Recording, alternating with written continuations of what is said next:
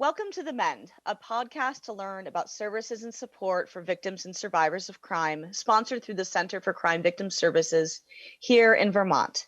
I am Anna Nasset, your host for this bi-monthly podcast and show. And today on the show, we have Nicole Snell joining us from the West Coast to talk about self-defense and empowerment. Thank you for being here, Nicole. Thank you for having me. As our listeners know, this show was created to take a deeper look at services, organizations, and concepts for victims, survivors of crime, service providers, and community members. We want to acknowledge our healing process and provide resources not only in our state of Vermont, but throughout the country that could benefit everyone as they are on their journey to mend. And today we are going to be looking at some of those resources. As always, I like to begin with a trigger warning. Our goal is to create a safe place to discuss topics of healing and empowerment. But with that in mind, we may occasionally hear a story that could be triggering, and we urge you to listen at your own discretion. As I said, I'm delighted to have Nicole Snell here today. Nicole and I are collaborative partners for the Difference Makers 10 Strong, a group of speakers working on various subjects to lead change and prevent violence. And though we have not got yet to meet and work together, I'm very much looking forward to that in the future. Nicole is an international speaker, workshop facilitator, and self-defense instructor specializing in sexual assault and violence prevention, education, and personal empowerment. She is the creator of Outdoor Defense, an IGTV series that aims to help people safely be safe while enjoying the outdoors. Nicole is also a senior national speaker for the organization Girls Fight Back and lead self-defense instructor for Impact Personal Safety. Nicole believes in social justice, equality, and that everyone has the right to walk through the world feeling safe, powerful, and confident. Nicole, thank you so much for being here today. Thank you so much for having me, Anna. It is a pleasure, and I look forward to meeting you in person one day and working with you in person. Absolutely. It will happen. We've met during the time of COVID, and we're just kind of waiting to see how our worlds unravel and combine, I think is the best way to Yes, put it. exactly. And, we've met under these pressure circumstances, so I feel like that would cement our bond even more. I agree, totally. Nicole, as we start off today, can you share just a little bit with our guests about yourself and how you were drawn to this work specifically of self-defense? Well, I started in self-defense I took my first self-defense class, I would say 10 years or more ago. I had always been athletic and I have taken martial arts before, but never, progressed within whichever art I practiced. It was more for fun. I wanted the discipline and, I just wanted to be active. I took my first self-defense class because I was dating someone at the time and we were play wrestling and he pinned me to the ground and I couldn't get out of it. Even though we were just playing in that instance, it wasn't dangerous, like it was all in fun. But in the back of my head, I was thinking, Nicole, if this was real, I don't know what to do. And I didn't like that feeling of not knowing. I'm like, what if it's him? What if it's someone else? I just didn't know. And I'm the kind of person, if there's something I don't know, I want to seek out knowledge. I want to go and learn. That's what brought me to self-defense. And then I took self-defense, but I was still working in the entertainment industry. I was a line producer for many years. And a few years later after that, I ended up leaving my position at in production because our entire department kind of got scrapped. And around the same time, I was contacted by my old university because I was involved with a social justice theater troupe in college, and they had gotten a contract to work with the United States Navy, traveling to military installations around the world doing SAPR training, which is sexual assault prevention and response training. And I had just gotten laid off from my job, and I had always wanted to do something to help women, to help everybody, but specifically I wanted to help women and do something for women's empowerment and activism.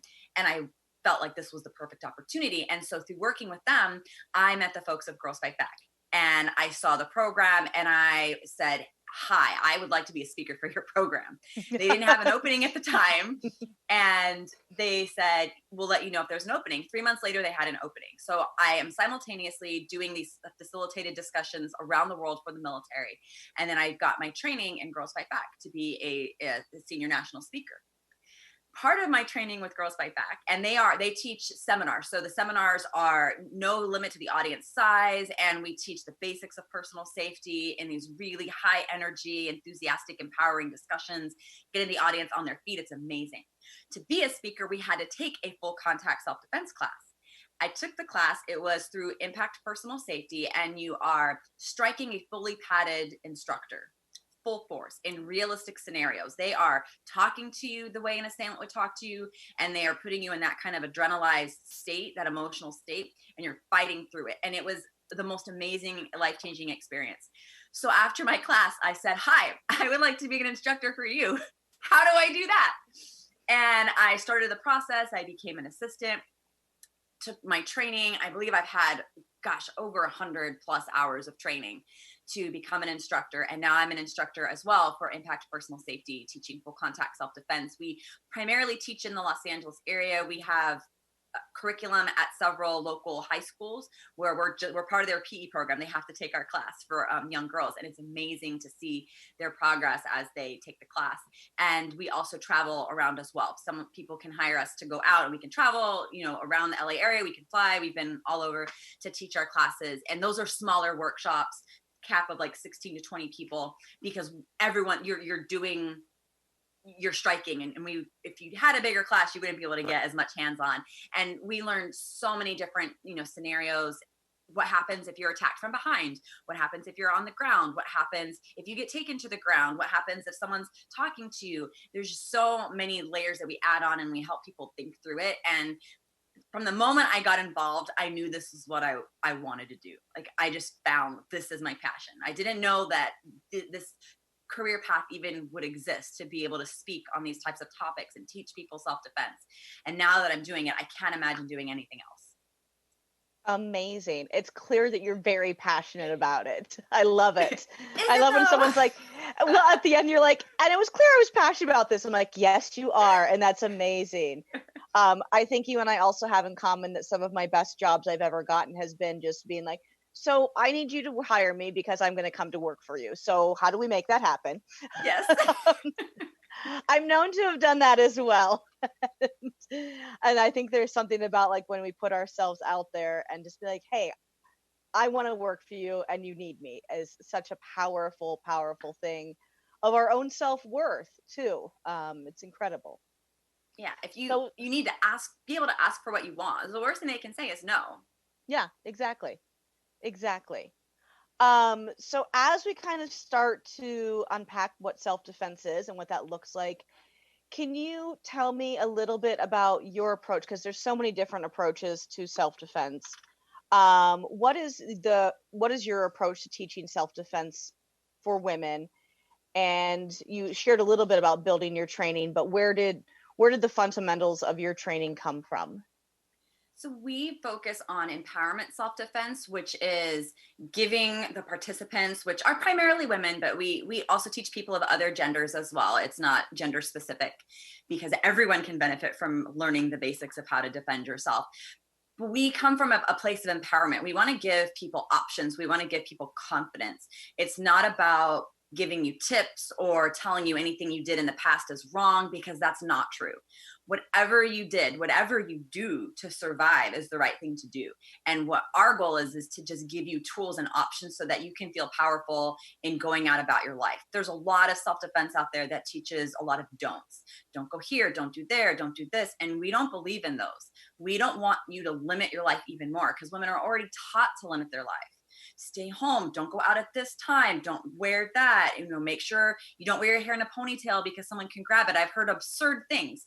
We want to open up your world and give you the confidence that you can go out and live your life apology free and as exuberantly as you want to live it, with just learning some basic things that can help you manage your safety no matter where you are, because every situation is going to be different. Every person's different.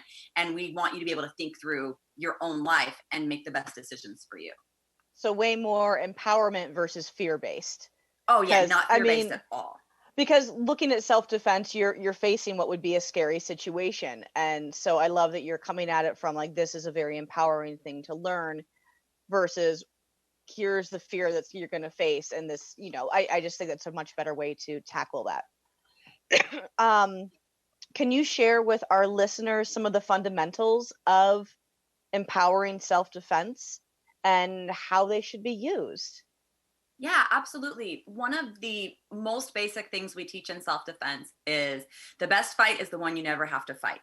Self-defense isn't just physical. And I think that is a very common misconception. People think self-defense, they automatically think, oh, it's about physical and hitting people and kicking someone in the groin and running away. That's part of it if it gets to that point. But the idea of self-defense is, how do you manage your safety as you go about on a daily life? I have yet to have to knee somebody in the groin and run away, or hit someone in the face to run away. However, I've used my verbal skills and my body language pretty much every day to manage different situations. And one of the first fundamentals of self-defense is trust your intuition, because your intuition is a gift. There's a book that I think everybody should read. It's called The Gift of Fear by Gavin DeBecker. And very good. It's an amazing book. It talks about fear. We all have fear. Humans have fear, but it doesn't have to limit us. We can use our fear to help keep ourselves safe. And it's a gift, basically, the gift of fear. And he talks extensively about intuition. So trusting your intuition instead of denying. If something feels off, trust that feeling. A lot of times women especially, and I know I'm speaking in the binary, but this can apply to anybody who identifies as a woman, anyone of any gender, can feel the pressures of feeling like you have to be nice all the time. And you don't want to offend someone. You don't want to hurt their feelings. And sometimes we may put ourselves in a situation that is not as safe for us because we are so concerned about someone else's feelings. So one of the things that I always teach is your safety is more important than someone else's feelings. Amen. Yes. It's more important than someone else's feelings. And to be able to trust your intuition is key. Another way of managing your self-defense and your safety is with your awareness, just noticing what's going on around you. That is very important. We're not always in high alert. We're sitting here in our houses with nobody else around. I feel pretty safe. I'm not on high alert. I'm not, looking around me wondering if something's going to happen. When I walk out my door, I may not be that way either, but I'm going to notice, oh, that car's been parked here for 5 weeks now it has a flat tire, which is actually true. And I, walk down my neighborhood. So just noticing things, noticing if something seems different or off, or if someone's acting a certain way, instead of saying, oh, that's not happening, telling yourself it is happening, because that gives you the power. If you notice something, that gives you the power of either taking steps to avoid it to keep yourself safe, or if you can't avoid it, you can start thinking of what you can do to manage that situation to get you out of safety as quickly as possible. And if you can get to safety, we of course always recommend that. If you don't have to face the danger, don't face the danger. I have extensive training in self-defense and weapons defense, but I don't go out purposely looking to use them. Right. Because my goal is to not use them. And I think that's really important too. And using your voice, I think that is so incredibly important. Use your voice, speak up, be loud, get the attention of other people if something seems off, or even just telling someone, hey, stop right there. That's close enough. I don't want you to come any closer to me. In a firm voice can be a huge deterrent to someone who may think that you are either vulnerable or available. And by using your voice, you're setting a really clear boundary. So body language, how you carry yourself, and your voice are really key. And I feel like those are really the fundamentals of self-defense that everyone can use every day of their life.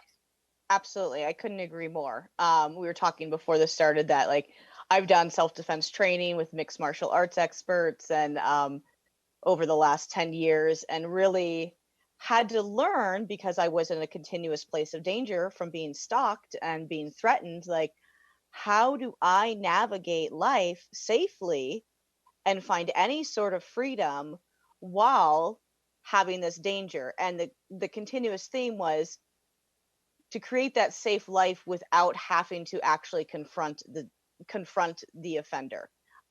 So, it was a thing of, if I saw the same car for many days in a row, if I, changing my patterns of walking, just being really aware of my surroundings. And by having that awareness, I had empowerment, which means it was easier for me to navigate, even when it was really challenging. I mean, sure, there were the days where I couldn't leave the house and things like that, but it allowed me to walk out in the world with a plan, with my own safety plan, with the awareness of what I would do, and really helped me to be able to stay sane and stay alive. So I really love the approach that you're coming from. But along with that, like, we know there's a lot of misconceptions around self-defense, and that I've heard over and over again. And I'm sure you have too. I mean, yeah, people have just made the most ridiculous comments to me over the years, or advice or suggestions. And I don't know if we want to really give them voice at all, but how we can kind of talk about the misconceptions around self-defense. Yeah, I mean, we can really talk about. I took some notes earlier. Yeah, so I guess one of the common misconceptions about self defense is that something that you learn is going to guarantee your safety. Yes. And I wish that that was actually true. I wish there was something that we could give to people that would be effective 100% of the time.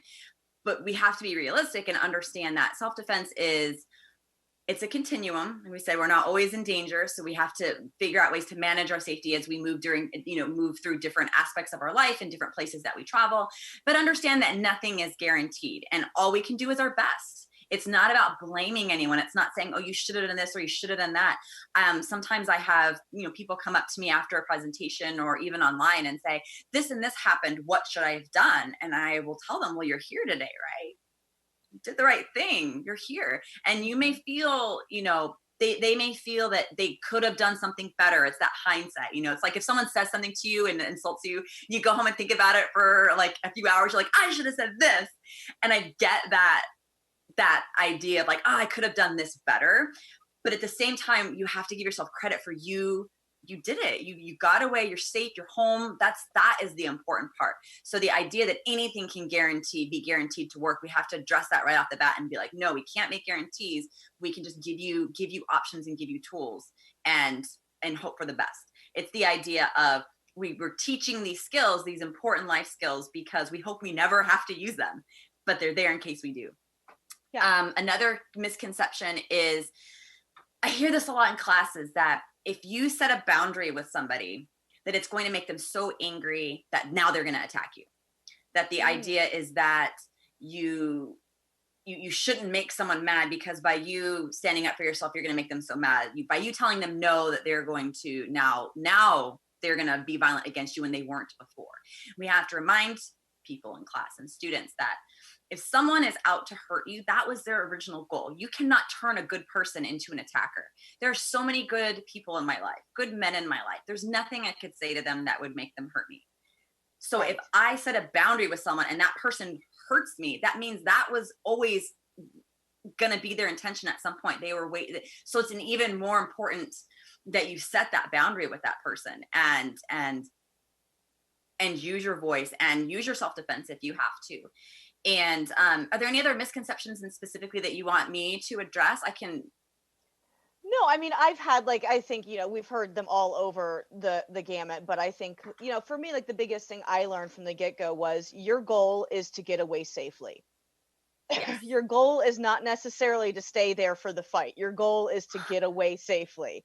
And, that was a misconception I would hear from people in the beginning. They're like, well, you should do this and this and this so you can fight. And it's like, no, your goal is to get away and to find safety. And like, that's been always something that's really kind of been in my mind whenever I'm doing my own safety planning, like if I'm moving to a new place or start a new job, just how I safety plan around that.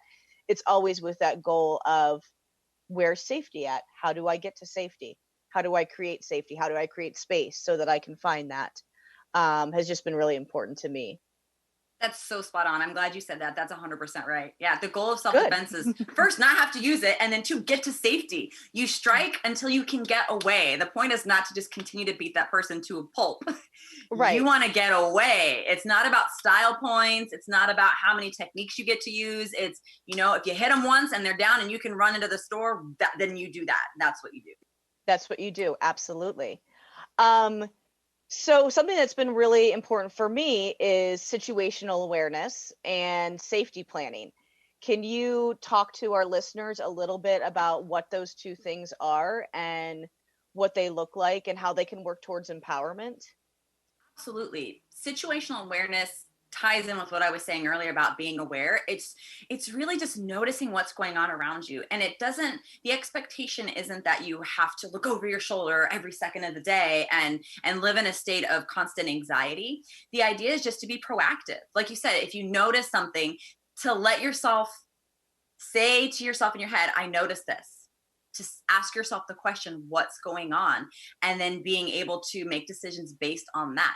If we are constantly denying the information that our body's giving us, the intuition that that our body is sending us, its whole purpose is to keep us safe. But if we constantly deny it and ignore it, then it's not able to help us and do what it's meant to do, which is to keep us safe. And by acknowledging something, then we have taken our power back and now we can do something about it. I was on a walk the other day and I noticed a baby stroller sitting off the curb, like where a car would park, but there was no cars. It was just a baby stroller. And I was walking up to it and I was like, and there was no one else around. It was daytime. And I was thinking to myself, that's odd for a baby stroller to be right there. And I wonder if there's a baby in it. I wonder if someone left it. It was out of place. Right. So I kept thinking to myself, okay, and I kind of made an arc around it and I walked, and then I saw that it was packed full of things, and then I saw someone lying on the ground in front of it, like covered in a blanket, and it looked to be someone who's homeless, unfortunately, but that was what they were using to transport their personal items. And then it clicked, oh, okay, now it makes sense. But giving myself that permission to see that something looked off and figuring out, okay, well, if it is, what am I going to do if there is a baby there? What am I going to do if there's nothing there? Start thinking through what can you do? So situational awareness is important, and it depends on the situation. Giving yourself permission to look behind you, hear a noise, look behind you. You hear something, look, see, acknowledge. And to your point of safety planning, I think what you said was really spot on about how you go into a place or you're moving somewhere new and you think, okay, where are the exits? Where is safety? I think that's a great habit to get a hold of, even not just in the sense of self-defense, but, we live in Southern California. Earthquakes are a reality for us. So many of us have earthquake kits and, what are you going to do? You have to earthquake plan. Well, if there's an earthquake, where are you going to go? And where's your meeting place with your family? And, what exit are you going to use? And if that exit's closed, what are you going to do? It's kind of the same thing. So it's not something you have to think about every day and make it be an obsessive thought, but just have an idea so that when an emergency happens, you already have a plan in mind. You know where the exits are. You know where the doors are. You've set up with the neighbor. If something happens, you can go to their house or whatever it is. I think that is a very powerful way of just taking control of your own life and feeling powerful. Absolutely. I mean, I live here in Vermont in a very, very rural area, which, is very safe. Vermont is one of the safest states in our country, yada, yada. But for me, we don't have local law enforcement. We have state police, and they're 25-minute drive away. So I kind of do the safety planning of being like, okay, if something were to happen, law enforcement isn't going to be able to get here. Like, how do I, where do I go? What do I do to create space and safety for myself? And even back in the day with my safety planning, when the offender, in my case, the stalker, was not incarcerated, I was very careful after I lost my business to go after a company and say, hey, you're going to hire me, just like you did. That was a high-end lumber company, because it was all men that work there. And I went to work with them, and they're like, where do you want your desk to be? And I picked the far back corner with my back to the wall so that I could see all points of entry and I could see all windows. And I jokingly said to them, because I'm the only female, if I sit any closer, people are going to think I'm the secretary, and I'm not. So they had no idea why I actually picked that seat. And I made kind of just a little joke to them. But for me, I could see everything. And in being able to see everything, I had empowerment. I felt safer.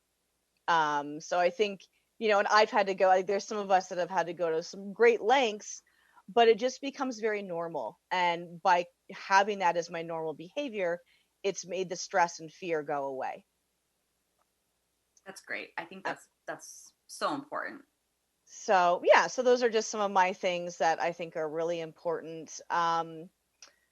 Like, as we're kind of moving through this, we've talked a little bit about, like, are there any things around de-escalation that you would like to share with us? Like, if somebody is potentially going to attack you, is there ways that you think are helpful for people to know for de-escalation? Yes, I'm glad that you brought that up, especially in our current situation with COVID. And there are people with a lot of heightened emotions that you are experiencing when you are going out and handling your essential business at the grocery store or the bank, or now retail stores are starting to open. People are feeling a lot of different ways, and you've seen on the news, it's led to some pretty tense confrontations. With de-escalation, we talk about using our verbal strategy. So you may have to raise your voice to meet the person where they are if they're yelling, and then bring your voice down. And the idea with de-escalation is you're not trying to win the argument. You're not trying to appease your ego. At this point, you're just trying to get away safely. You're trying to just de-escalate this person enough to where you can get to a safe place if you're not able to just immediately leave the situation. And it can be as simple as just keeping your voice calm and saying, I don't mean you any trouble. I don't want any trouble. What is it that you need? What is it that I can do? One thing I want to tack onto this is the idea of us feeling like we have to constantly apologize. We have nothing to apologize for setting boundaries. It's one of the things that we say in our class. The one rule: no sorries. No one's allowed to say I'm sorry because you have nothing to be sorry for. Nothing. And when you're fighting a fully padded instructor, we don't want that to be in your mindset of you hitting them. Like, they're protected, they're safe. It's our instructor's job to keep each other safe. And if there's a problem, we'll talk, but the students are just supposed to hit. They're not supposed to hit and go, oh, I'm sorry, I hit you too hard. Hit full force. Yeah. But if you are in a situation that you're de-escalating, you may have to say you're sorry, whether you mean it or not, as a de-escalation strategy. Now, there's something that the instructors say in our impact classes about de-escalation, where if someone is really already heightened and it doesn't really feel like you're going to be able to get them down, there's a few things that you want to avoid doing. You want to avoid commanding that person. You don't want to tell that person, well, go away, because that can escalate it more. They're already heightened. You want to avoid commanding them. You want to avoid insinuating that they're wrong. So if they say, that's my parking spot. No, it was mine. Well, then you're saying that they're wrong, which again can blow it up. So avoid commanding, avoid insinuating that they're wrong, avoid threatening them. Like, well, if you don't do this, then I'm going to do this and this. And you want to avoid challenging them. So if you can avoid those 4 things and instead be like, look, I don't mean any trouble. I didn't mean any harm. I'm just trying to get home. I don't want there to be a situation. I want to just walk away now. Yeah. Maybe you can ask, take the parking spots, whatever. Yeah. You can have the last can of whatever it is, or, hey, if maybe you can go talk to that person over there. If you're in a business, and you can say, hey, maybe that employee can help you, whatever it is, to try to just extricate yourself from the situation. And you may leave being like, I wish I would have said this, and that person may be calling you names, whatever. Try to keep your face neutral and calm, and just know that is your strategy. They don't know that, but you know that, and you're just trying to get out of the situation. Yeah, absolutely.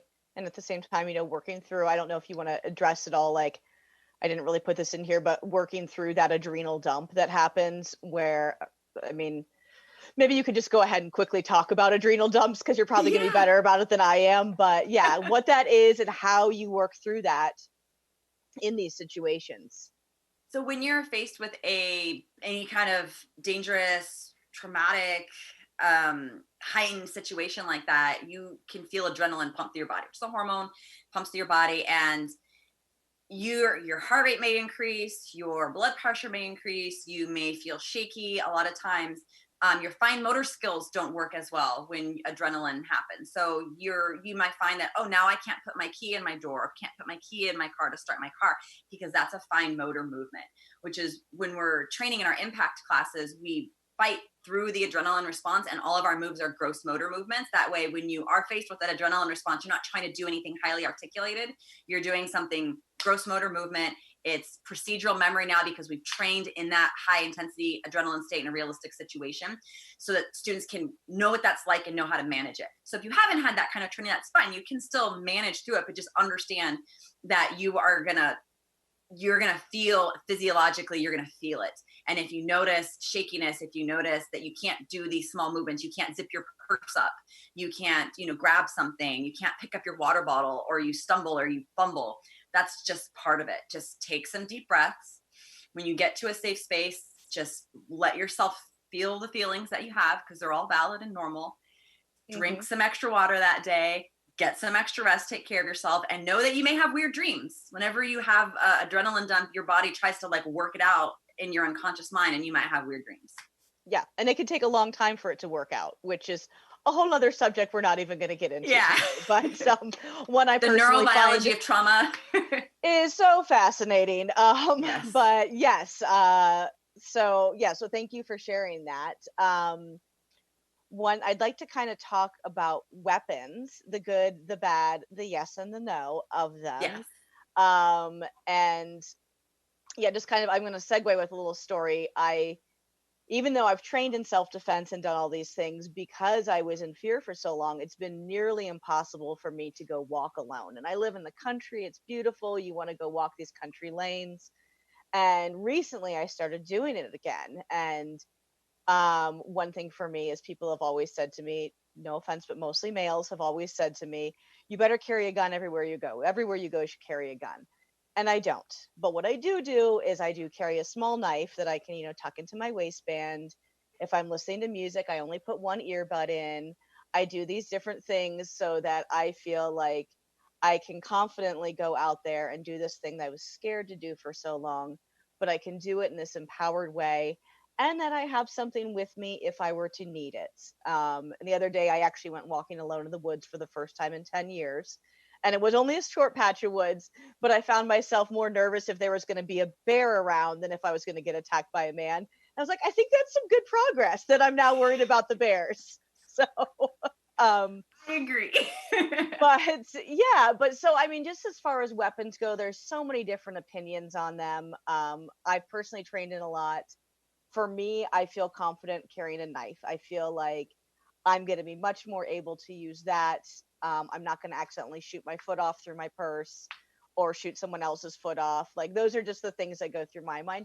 But I'd love to hear your opinion on weapons, how we should be trained on them, and just everything around that. Yeah, thank you for sharing your story and kind of your mindset as you go about it, and what you carry, and why you feel confident carrying it, because that's really important. It's your personal safety. Everyone's personal safety is up to them. I'm not the Bingo. expert of anyone else's safety. Like, you are. I can give you options and tools and education for then you to decide how you're going to tackle your personal safety. So my opinion on weapons is I'm an advocate for education. If someone wants to carry something and they want to be trained and learn how to use it, then by all means, go for it. I would point you to resources to help you with any of those things, because I think education is important. I'm not an advocate for weapons, so you'll never hear me say that you should carry X, Y, or Z. But if you Yeah. do choose to carry one of those things, that is your personal choice. There's two rules that we talk about with weapons in Girls Fight Back, and that is the first thing is that anything that you bring into a fight can be used against you. And we Yep. just have to acknowledge that that's a reality, no matter what that is, whether it's the rock you pick up on the ground in a pinch, or something that you're actually carrying purposefully. And anything you bring into a fight, you should have training with it. We just talked about adrenaline and how it affects your fine motor skills. I know a lot of people that carry pepper spray and they've never used it. They've never taken out and shot it. They don't know the stream. All manufacturers have different, they either come out in a spray or they come out in a smaller stream. There's differences to how it's unlocked. You need to practice with that, because that's a fine motor movement, taking it out, unlocking it, aiming it, pressing it. You're not going to suddenly be a superhuman in a stressful situation where you're adrenalized if you haven't practiced with it. So if Absolutely. anyone is going to carry a weapon, my strong suggestion is to just train in it, feel comfortable with it, know how to use it, feel confident in pulling it out, and being able to use it if you need it. I have trained in guns because I wanted to know how to use one. I never wanted to be in a situation where maybe there was a gun on the ground and I needed to disarm it or pick it up, and didn't want to know. I wanted to know that I'd be able to do that safely. So I got trained. I am not trained in handling a firearm in an adrenaline state. I've been to the range and I can shoot things, targets, standing still, not moving, the target's not moving. Like, I do that because I want to just keep my skills up and feel, efficient at it. Same with shotguns, go to the skeet range, things like that, because I just want to feel proficient in handling it, but I'm not proficient in those things in an adrenalized situation. So I wouldn't feel comfortable bringing in a weapon to a situation because I haven't trained with it in that way. But if I trained with it in that way, my opinion would probably change. So for myself, I don't carry any weapon other than just my body and my mind. And no matter if you carry a weapon or not, we always say that your body and your mind are your strongest weapon. Knowing that you are worth fighting for is the best weapon you can ever have. And to never rely on something else. Like, don't put all your personal safety into this one thing, because you may not be able to carry that somewhere. You may not be able to fly with it if you have to travel somewhere overseas. And then have you put so much stock in that thing that now you feel completely helpless and scared, versus putting it in your body and being like, okay, I know I can handle myself, but I have this additional thing that I'm trained in that I know that it can give me some extra help if I need it. That's kind of how I feel on it. That is perfectly put. And I don't know if I said this earlier, but I have extensively trained on like specifically using a knife through adrenaline with a mixed martial art expert. And that's amazing. And I still keep doing that training. I practice. And I really echo you, like my brain and my body are my biggest strength. And it's knowing that I'm worth fighting for. And I think that really nails it right there for me. And really kind of segues us into like how, with that thing of like, I'm worth fighting for, I'm worth living, even if this person is trying to take that away from me. How do you use self-defense for empowerment, specifically for victims and survivors of crime, and sexual assault specifically? How do we start to use these tactics to bring that empowerment part about when we may have already gone through things that have told us we're not worth fighting for, we're not worth living? That's such a great point. I'm so glad you brought that up. So first of all, I'm going to say to any survivors listening, you're here, you did the right thing. You did the right thing. You survived. You're here with us. And self-defense isn't about trying to tell you that anything you did should have been done differently. It's about giving you tools and knowledge and confidence that so going forward, and you feel like you can handle yourself if a situation like that arises again. And people who have taken self-defense, studies have shown that if you take self-defense, you're less likely to have to use it, and you're less likely to be targeted because you carry yourself with more confidence. You're more comfortable standing up for yourself and speaking up for yourself. We work with a lot of survivors that come to our class that have been recommended by their therapists to come and take the class and to come to the seminars, because it can help you rewrite your story in your mind, to know, to say, all right, that happened to me, but now I know that there's more that I can do if this happens again, that I'm powerful, that person was wrong for taking my power away or for violating me in that way, that it's their fault. It is always the perpetrator's fault. There's no gray area. It is always the criminal's fault for the crime. And just because you know self-defense or learn it, that does not make you then responsible for making sure nothing happens to you. Like, that onus is not on you. And empowerment self-defense is about taking people as they are and creating a safe space for them to learn these skills to help give them confidence and help them move forward in their life in a more confident and powerful way. Awesome. I love that. That's so important to remember. Thank you for really highlighting that it isn't the fault. It's not about going, this is what I should have done, how I could have done this differently. It's all about, it really has been, I know for myself, so healing and so strengthening to just be like, I am stronger, and I do walk taller, and I do speak my voice clearer, and all of those things that wouldn't have happened, to be honest. So thank you for sharing that and for all the work that you're doing. Thank you.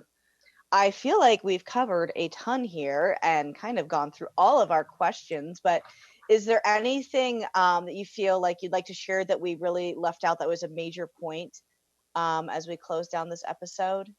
I think we're talking about earlier about how self-defense can empower survivors and kind of rewrite their story.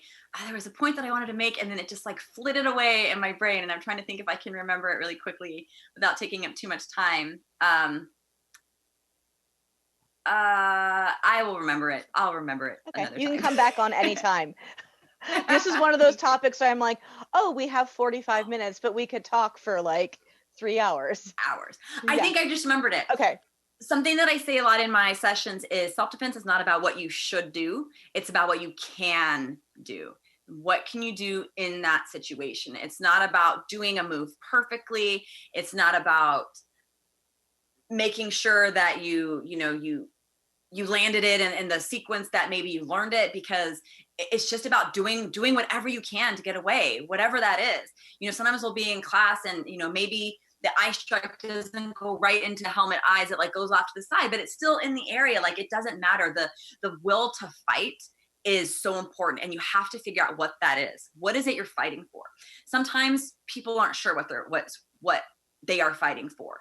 And especially if you're talking about, the majority of sexual assaults are committed by someone known to the survivor. And that idea of there's a relationship there, there's a rapport there. Maybe the thought in the head is, well, I don't want to hurt someone I know. But you have to remember that you're worth fighting for. If this person is hurting you, they do not care about you. They are not your friend. They are not someone who loves you.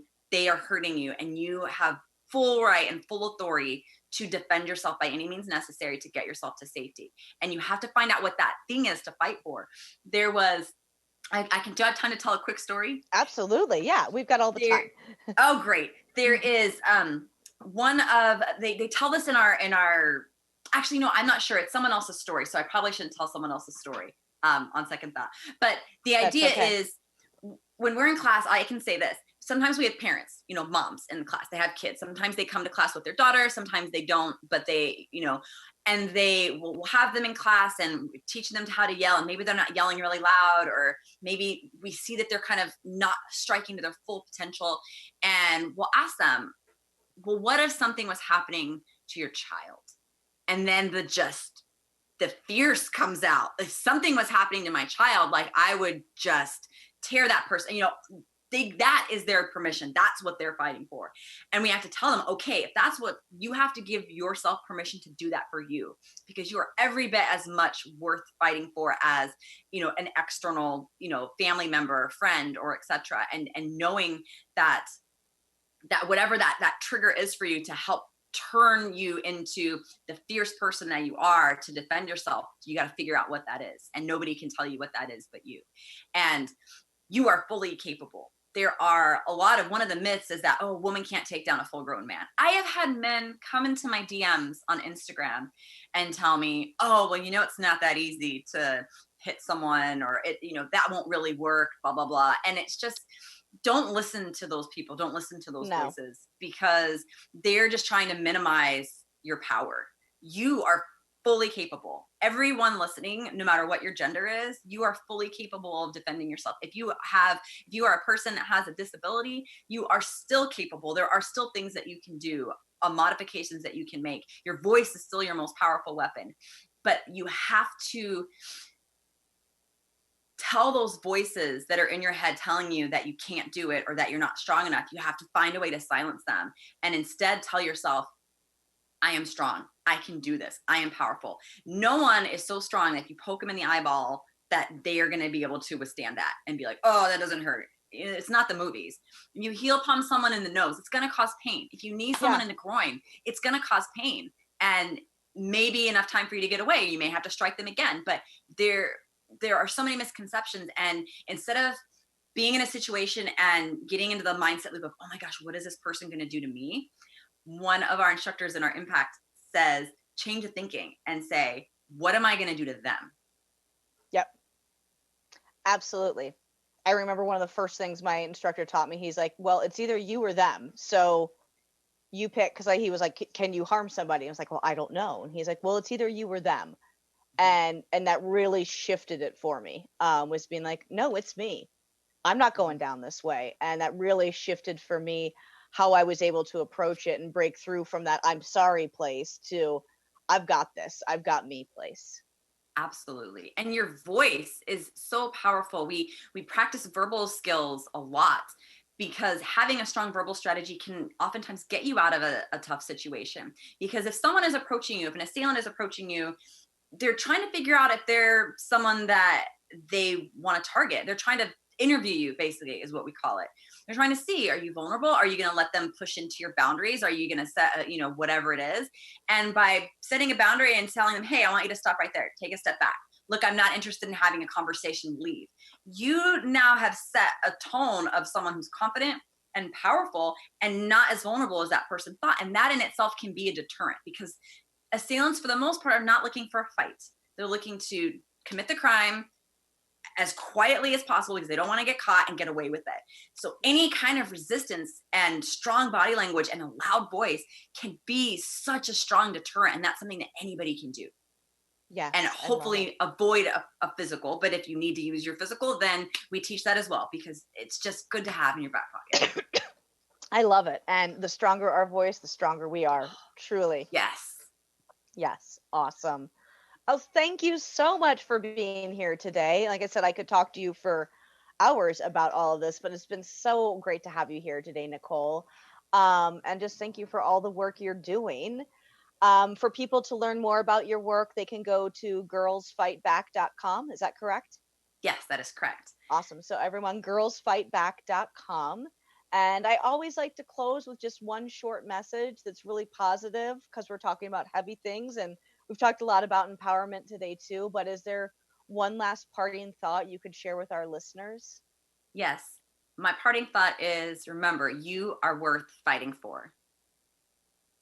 Damn straight. Thank you. Damn straight. Thank you so much for having me, Anna. It has been such a joy, and you're so lovely, and the work that you're doing is so powerful and amazing. And thank you for sharing your story and for being here and open and willing and doing so much for the community. Thank you so much. It's such a joy to work with you, and I can't wait till we get to do that in person. Thank you to our listeners for tuning in to hear Nicole Snell here today. As always, if you have any questions or thoughts for the show, you can email me, Anna@standupresources.com. I'm your host, Anna Nasset, here with Nicole Snell. I look forward to being with you next time. Stay well, and be strong. Goodbye.